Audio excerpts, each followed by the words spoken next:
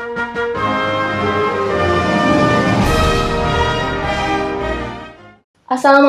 warahmatullahi wabarakatuh. Selamat pagi, salam semangat, sehat luar biasa untuk seluruh penyuluh KB dimanapun berada.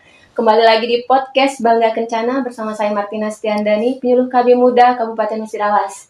Hari ini di podcast yang sangat spesial ada narasumber dari Balai Penyuluh KB Kecamatan STU Ultrawas ya. Ada Mbak Devi Oktaviasari. Halo Mbak. Gimana kabarnya hari ini? Alhamdulillah sehat luar biasa. Sehat luar biasa, sudah siap kayaknya ya dengan diskusi kita hari ini. Terus ada Mbak Relis Melisantri. Gimana kabarnya Mbak hari ini? Alhamdulillah luar biasa hari ini ya Mbak Devi ya. Kita bisa bergabung bersama di podcast ini dengan bincang santai pada hari ini. Iya, Mbak Relis ini tinggalnya di jauh Mbak. Saya tinggalnya di paling tinggi. Iya, saya tinggalnya di Kelurahan Selangit, Kecamatan Selangit. Kecamatan Selangit, berarti dekat ya dengan Kecamatan. Iya, tapi masih dalam lingkungan Kabupaten Musirawas. Ya, cukup naik sepeda kayaknya.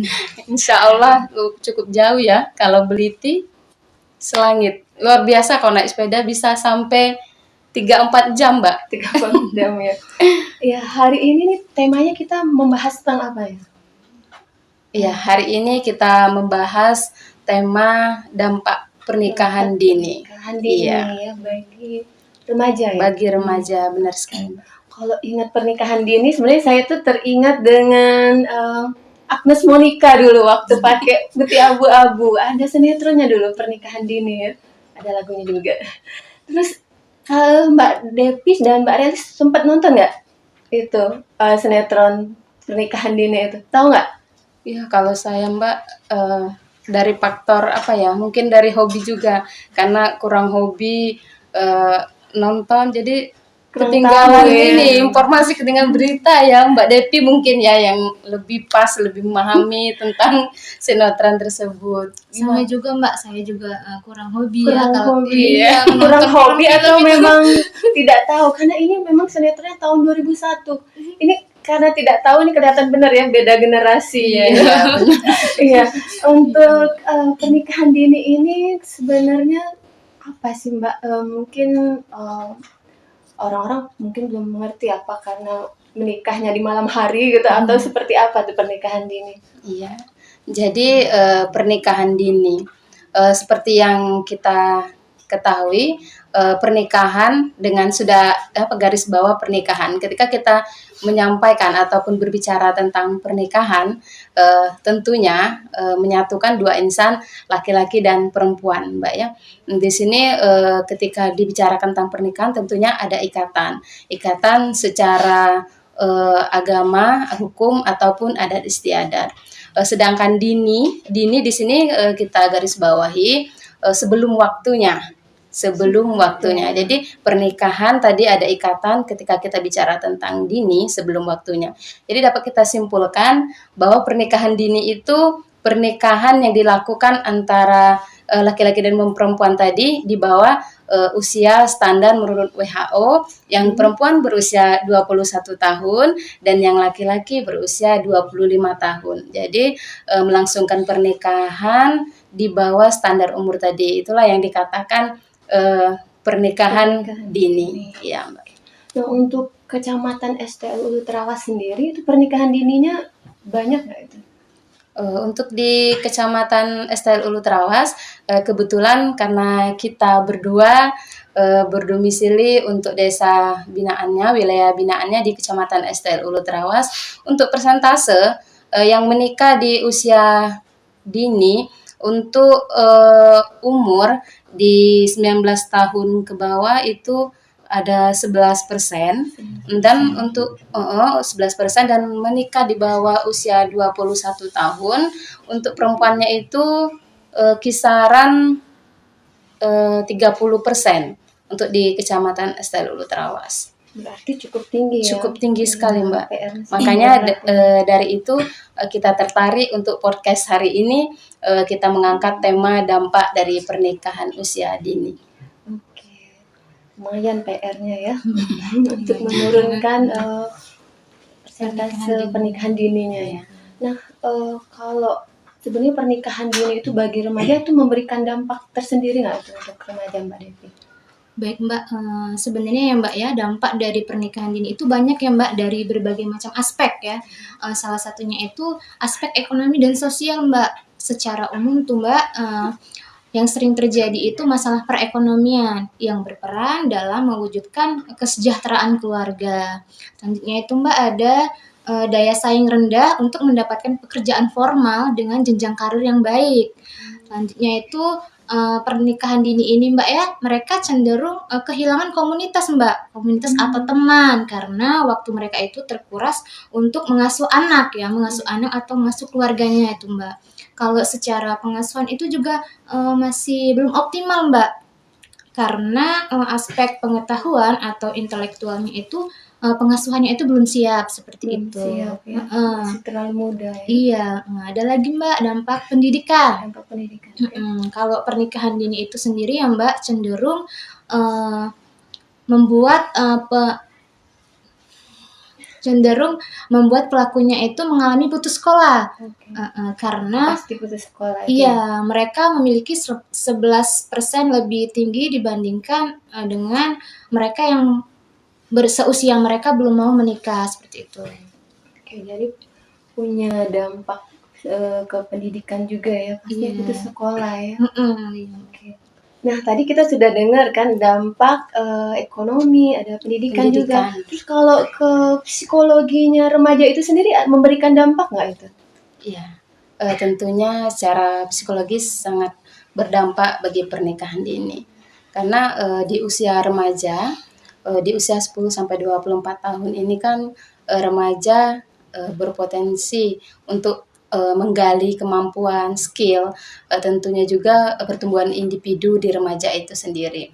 Ketika remaja itu memutuskan untuk menikah di usia pertumbuhan tadi, maka sudah tidak ada sangat minimnya dalam peningkatan pengetahuan karena sudah terbatas ya Mbak ya. Jadi secara emosional mereka belum terkontrol, terus secara emosi tadi belum labil, sehingga di psikologis ini sangat rentan di pernikahan usia muda itu terjadi pertengkaran. Karena KDRT iya gitu benar ya. sekali terjadi KDRT. Karena secara umum bisa digarisbawahi remaja yang masih di bawah usia 21 tahun dan 25 tahun tadi mereka masih jiwa muda, jiwa remaja. Jadi masih ingin berhura-hura, masih ingin masih banyak ingin tahu penasarannya. Jadi secara tidak langsung mereka belum dapat mengontrol emosi sehingga dengan lawan pasangannya sendiri sering terjadi saling guyon ataupun mereka saling kamu itu loh belum bisa ini, ya kamu itu loh kurang itu. Makanya Menjelek-jelekan kayak gitu ya. menjelek-jelekan jadi Kekurangan antara mereka akhirnya timbullah keretakan dalam rumah tangga, timbullah KDRT. Jadi itu secara psikologis. Selain psikologis juga sangat berdampak di kesehatan. Iya benar. Di kesehatan karena secara umum untuk yang perempuan ketika mereka memutuskan menikah di bawah usia 21 tahun tadi, secara garis besar mereka sangat rentan di untuk kesehatannya karena tadi belum siap untuk hamil, untuk membuahi, jadi besar kemungkinan akan terjadinya kanker rahim dan lain sebagainya karena untuk perempuan di bawah 21 tahun tadi takutnya nanti karena belum siap membuahi tadi terjadinya kematian ibu dan anak tentunya karena mereka belum banyak mengetahui dampak dari pernikahan dini itu sendiri itu sangat berbahaya. Jadi mereka itu akan besar kemungkinan melahirkan bayi prematur, kemungkinan juga bisa bayi lahir rendah, BBLR, dan yang kasus yang mengerikan sekarang Mbak, yang lagi booming sekali, stunting. Jadi akan Stunting, ya. besar kemungkinan akan melahirkan anak yang beresiko stunting tadi. Ketika anak yang mereka hasilkan tadi, karena mereka menikah juga di usia muda nih, terus pola asuhnya belum begitu mengerti, terus pola makan, gizi dan sebagainya mereka banyak belum mengetahui itu, nanti ya berdampak dengan hasilnya tadi, akhirnya kekecewaan yang besar bagi orang tua dan keluarga besarnya. Itu mungkin secara kesehatannya. Oke, itu berarti kalau dari dampak kesehatan itu lebih cenderung ke kesiapan ibunya ya. Iya. Nanti belum siap gitu, seperti itu. Nah, kalau kita sempat pernah dengar gitu ya kalau di media, pemberitaan media. Jadi banyak terjadi pernikahan dini itu nggak apa-apa, nggak masalah gitu ya. Itu kan untuk menghindari zina gitu ya. Daripada pacaran terus hamil duluan, lebih baik udah nikahin gitu ya. Nah, itu menurut Mbak Rais atau Mbak Devi sendiri gimana itu pendapatnya? Ya, boleh nih Mbak Devi atau saya yang jawab ini. Jadi kalau dari sisi agama nih Mbak, pernikahan itu tidak ada aturan yang mengikat harus umur sekian ataupun harus dominan seperti apa, itu tidak ada. Hanya saja bersyarat untuk menikah menurut agama itu tentunya sudah siap mental, fisik, rohani dari calon pengantin tadi, dari dua belah pihak remaja putra dan putri tadi, dan sudah mendapatkan tentunya restu dari kedua orang tuanya. Jadi daripada timbulnya nanti zina ataupun perbuatan yang tidak diinginkan, lebih baik dinikahkan.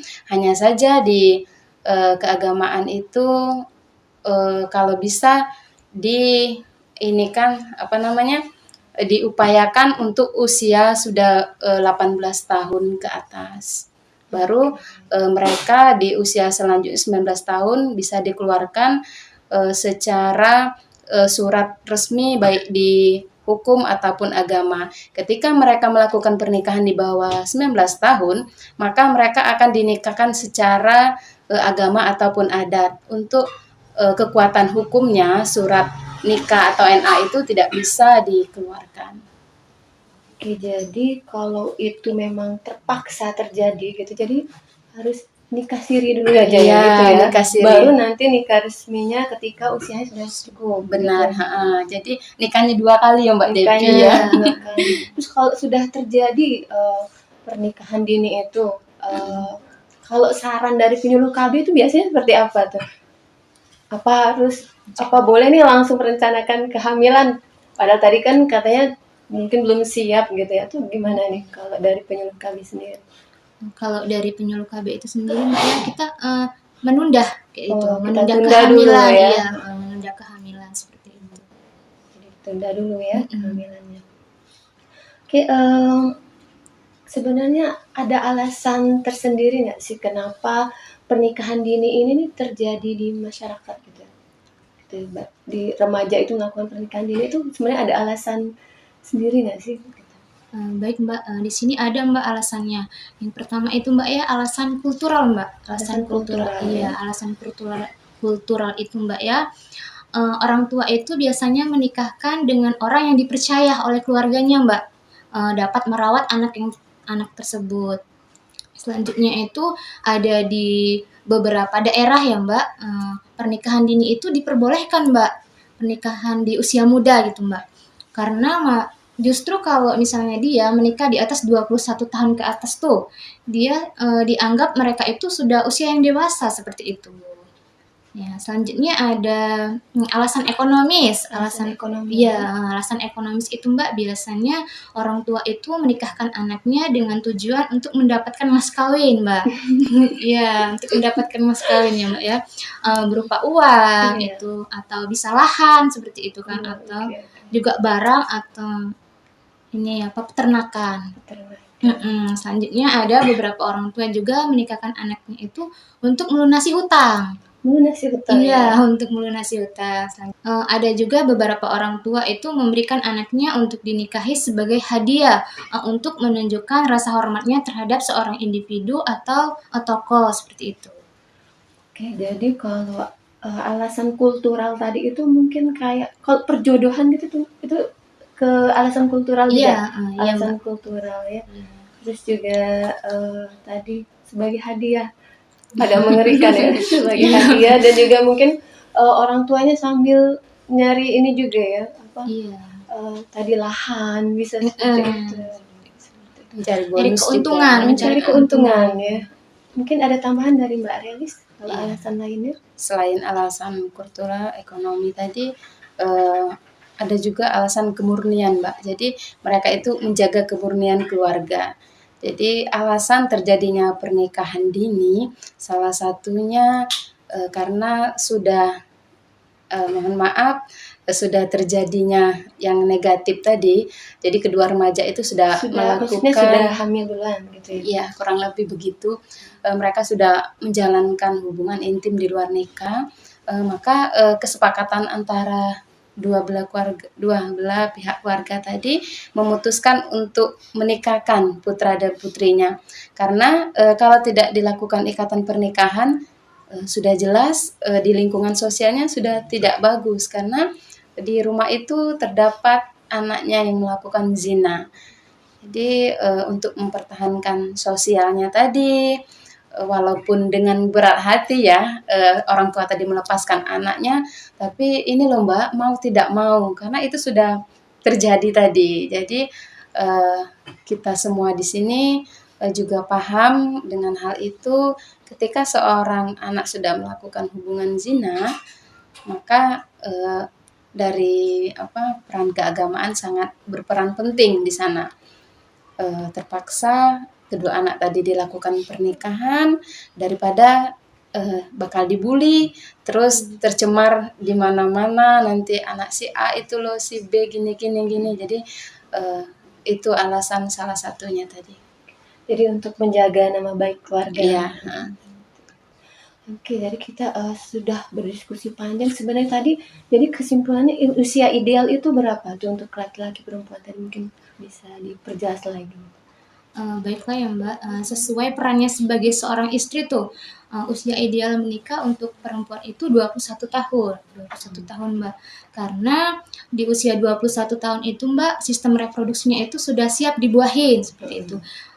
Terus kesiapan mental dan emosinya juga sudah stabil.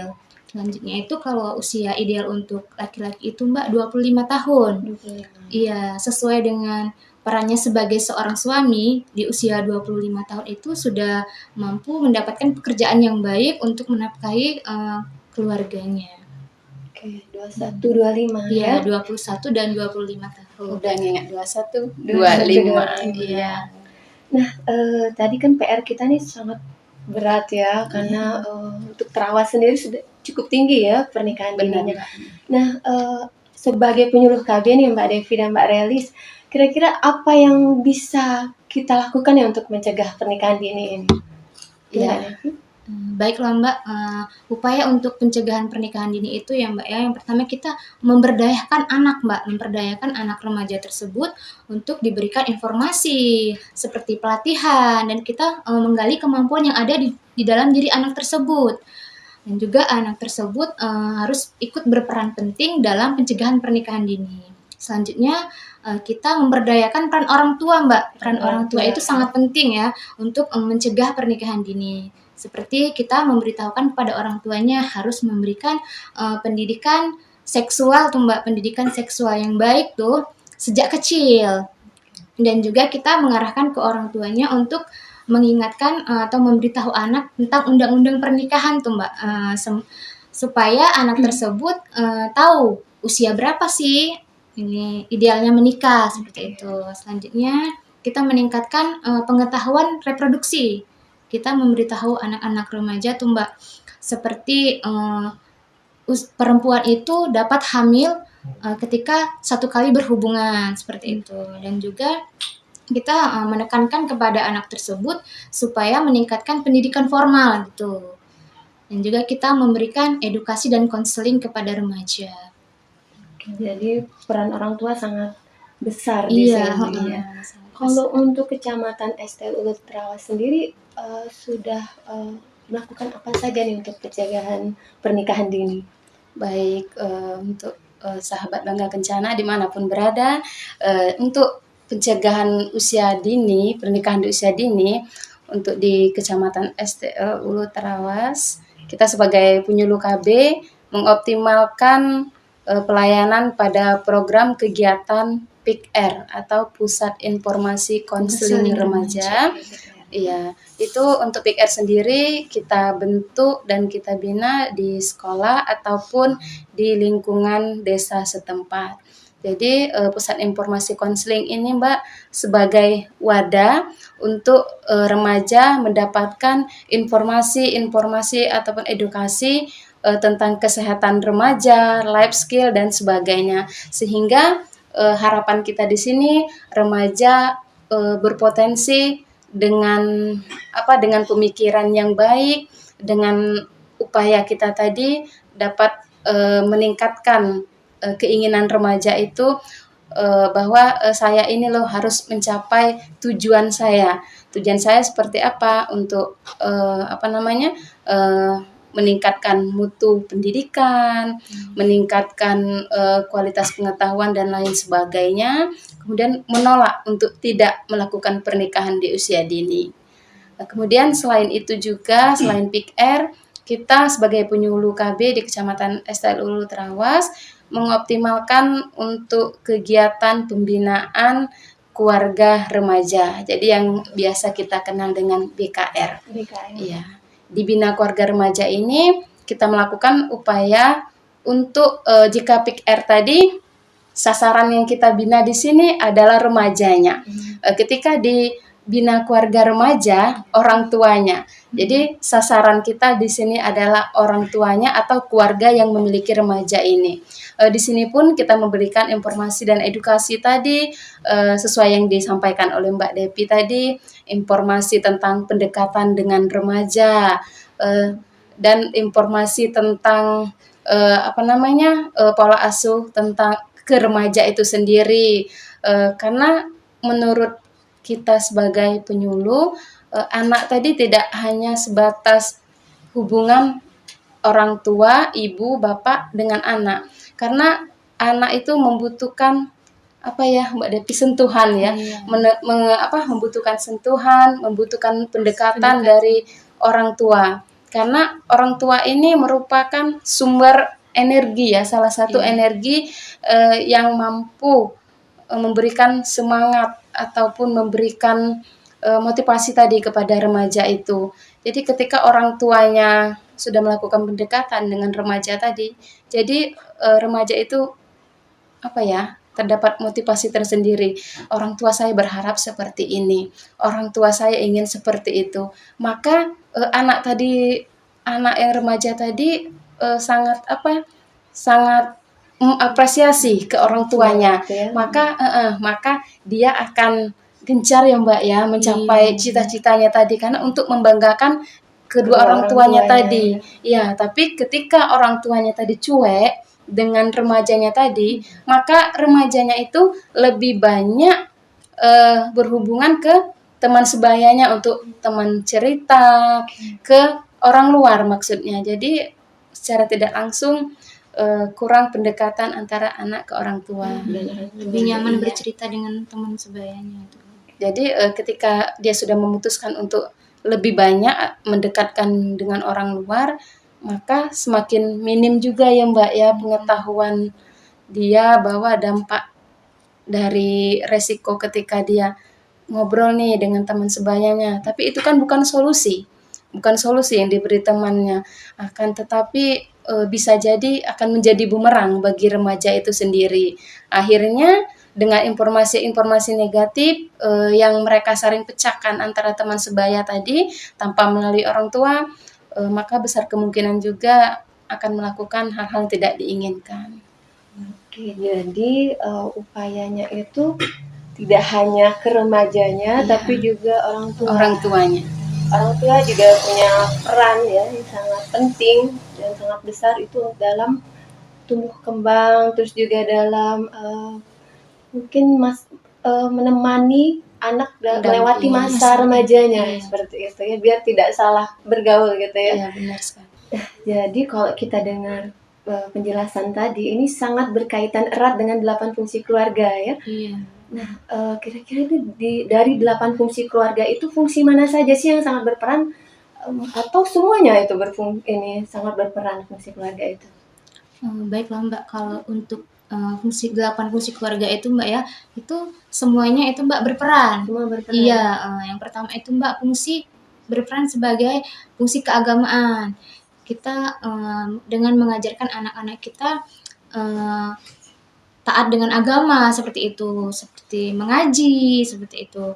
Terus sholat kan. Jadi kalau dia mengarah ke hal-hal yang positif itu dia nggak akan terjadi pernikahan dini. Selanjutnya itu sosial budaya Mbak. Sosial budaya itu di mana anak-anak tersebut merupakan makhluk sosial ya Mbak ya, harus bersosial dengan orang-orang yang baik seperti itu. Kalau misalkan dia salah bergaul tuh dengan teman yang tidak baik, maka mereka juga akan mengikuti jejak yang tidak baik kayak itu.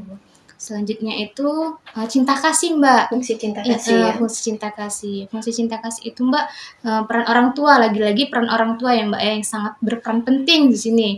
Ya, cinta kasih itu di mana orang tua itu harus memberi kenyamanan Mbak, harus memberi kenyamanan terhadap anaknya ya. Seperti mendengarkan cerita seperti itu, mendengarkan ceritanya, mendengarkan keluh kesahnya. Lebih baiklah anak tersebut bercerita dengan orang tuanya daripada dengan teman sebaya. Kalau bercerita dengan orang tuanya itu kan bisa mendapatkan saran ya Mbak ya, mendapatkan saran yang baik, mendapatkan masukan. Sedangkan dengan bercerita dengan teman sebayanya itu belum tentu mendapatkan saran yang baik. Malah kadang justru ada yang menjerumuskan Mbak. Iya, selanjutnya itu fungsi reproduksi itu. Fungsi reproduksi ya. Fungsi reproduksi itu juga sangat berperan. Seperti kita itu memberitahu anak, meningkatkan pengetahuan mengenai reproduksi tadi Mbak, seperti yang sudah dibilangin tadi, bahwa memberi pemahaman anak-anak itu harus menjaga dari kecil misalnya ya Mbak, dikasih pelajaran atau pendidikan. Apa saja sih yang boleh dipegang kayak itu ya Mbak ya, mana bagian-bagian mana Bagian saja tubuh yang boleh disentuh ya. yang mana yang bagian tubuh yang boleh disentuh seperti itu, mana yang bagian tubuh tidak boleh disentuh seperti itu. Kalau fungsi yang lain Mbak Res? Ya, fungsi keluarga selain yang 4 tadi disebut oleh Mbak Devi, ada juga fungsi ekonomi. Mungkin bagi remaja untuk fungsi ekonomi ini sendiri dapat diperdayakan pada peningkatan skill-nya remaja itu sendiri. Contohnya dalam kelompok PIKR tadi dapat diberikan edukasi menyalurkan hobi dari remaja itu sendiri, seperti biasanya remaja perempuan ini Mbak. Remaja perempuan misalnya hobi membuat rajutan, hobi membuat konveksi lainnya. Jadi kita arahkan mereka melakukan hal-hal positif seperti itu agar menghasilkan cuan ya Mbak ya. Ya, menambah Selain hobi juga bisa. Iya, benar sekali. Itu untuk fungsi ekonomi. Kemudian ada di fungsi perlindungan.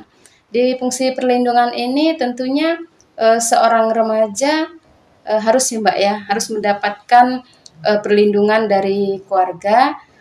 Contoh mendapatkan perlindungan berupa legalitas. Jadi mereka dari orang tua dibuatkan akte kelahiran, kemudian dimasukkan di kartu keluarga dan didaftarkan di di JKN dan lain sebagainya. Itu contoh di perlindungan. Kemudian ada di fungsi pendidikan. Iya.